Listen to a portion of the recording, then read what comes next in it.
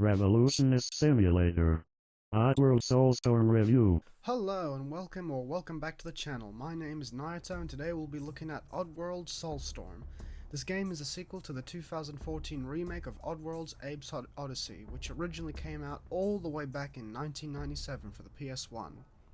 I've been aware of this series for a couple of years now, but wasn't immediately interested in playing any of these games, as I thought from the screenshots these were just trial and error games like Another World, which came out even earlier in 1991, which I enjoyed but wasn't overly ecstatic about.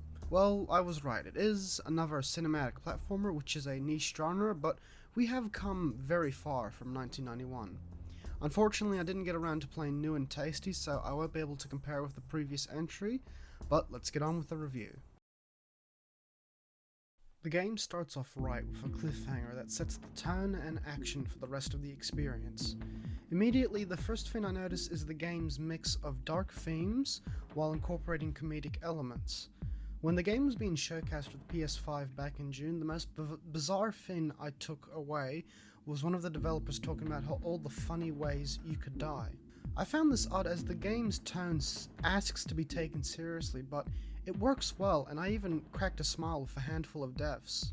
The story follows Abe, a Mudokon formerly a slave who broke himself and 299 other Mudokons from Rapture Farms in New and Tasty. This game continues right after that, but now you must journey across Mudos, saving Mudokons on the way while Abe deals with becoming his people's savior and taking on this responsibility. This game has a surprisingly mature story with dark themes, but somehow ends up feeling like an animated kids film from the 80s, when you were still allowed to frighten kids with movies. I really like it. It's such a bleak and dark world that doesn't ask itself to be taken too seriously and doesn't shy away from a humorous moment.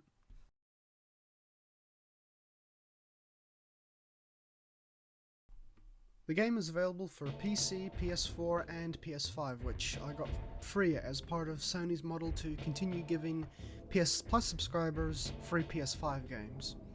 Of course, running on PS5, load times were mere seconds, which was amazing to see this much detail be delivered so quickly. The game shows off a bit of its graphical prowess with an interactive Abe face on the main menu. Mwah, he's gorgeous. Cutscenes look amazing and in-game graphics look very good as well. Minor pop-in with a few textures in the mining section, and frame rate drops of course when there's a lot of Mudokons and particles on screens. Other than those rare hiccups, this game runs excellently. Sound design does its job, not going overboard, but good use where it needs to be. It definitely helped to sell this world even more with its use of ambient noises. All the guns used by the Sligs sound loud and snappy. Grinding machinery throughout helps persuade you from not falling into a meat grinder. There were a few times where the camera was at a bit of a jarring angle, but this was infrequent and thankfully not during combat encounters where aiming throws would have been a bit more difficult. For my first playthrough, roughly each level took an hour or more to complete. The main gameplay loop is a stealth action platformer, exploring dark mines to save Mudokons or turn power on for other sections, and of course these latter boss fights that were my least favorite parts of the game. Now gaming journalists, this is how you reference dying in a game without bringing up these. You will die a lot. Not as much as probably the older entries, but it will become apparent that this game revolves around a trial and error as its loop. But I just hated these latter parts. So much stress and guilt, it felt so restrictive, and it's very clear that Abe isn't the fighting type. The only way to defend yourself is mostly up to throw in a variety of craftable items, with a flamethrower appearing later on. Even after 14 hours of using the right stick to aim, it still feels awkward, but usable, and I think this works for Abe because Abe isn't the fighting type. Something I really want to commend Oddworld inhabitants for is sticking to a simple control scheme and having important things in the world labeled throughout. Possession is a really cool mechanic, and is used throughout the game cleverly while also having chant blockers so that the mechanic is kept in check. So how is haptic feedback and adaptive triggers used?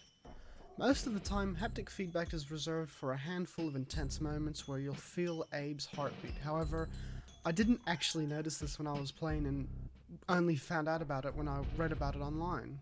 The triggers, on the other hand, were just used for chanting, giving a bit of pushback and giving a more realistic force when using stuff like the fire extinguisher.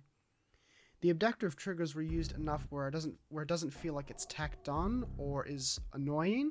However, I felt like maybe there could be more done with the haptic feedback. I'm not going to dive too deep into this topic now, as I do want to save it for a future video, but this made me really think. How much should we expect developers to use these features in future games? Now, this is the part of the video where I begin to point out some of the more unlikable things from the game. The game wasn't a buggy, unplayable mess or is fundamentally broken to a point of unplayability, but little design and mechanic choices here and there leave something more to be desired, and patches aren't going to fix every minor problem I had. To start off with both friendly and enemy AI, they just janked out, and this happens at least once every level.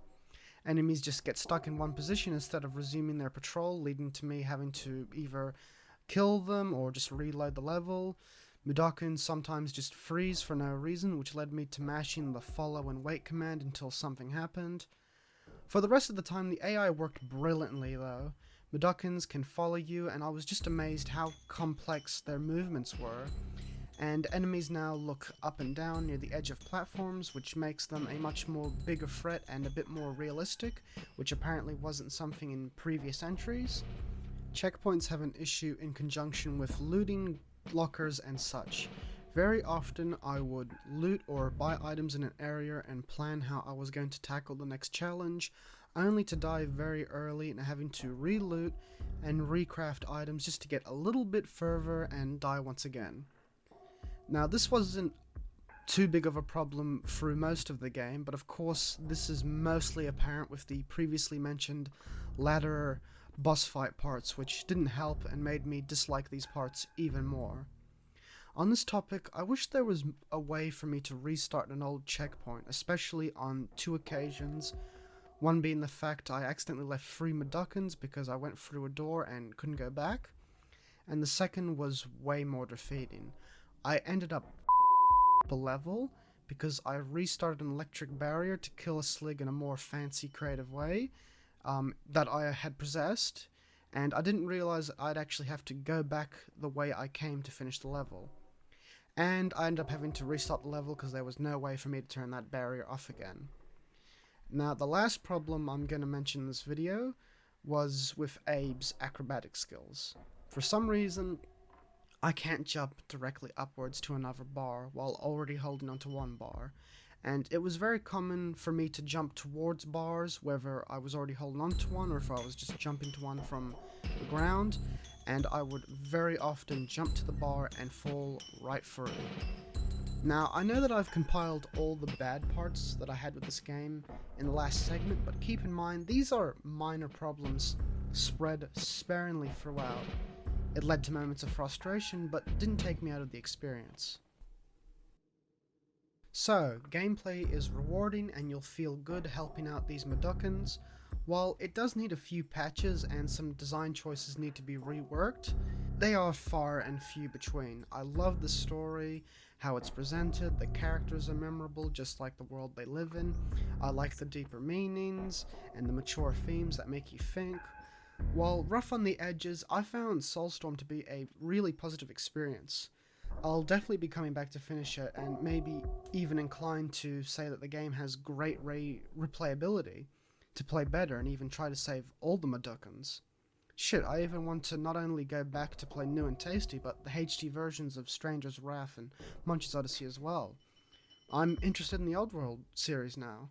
This game definitely won't be for everyone. It can throw some difficult challenges and parts that should have been designed differently, but I can feel that the Oddworld inhabitants have a passion for this project, and it shows. And I'm giving it a 7.8 out of 10. Thank you so much for watching the video. If you liked what I do here, consider subscribing, liking the video. I also have a Twitter if you want to follow me on Twitter for updates for the channel, and I'll see you guys around.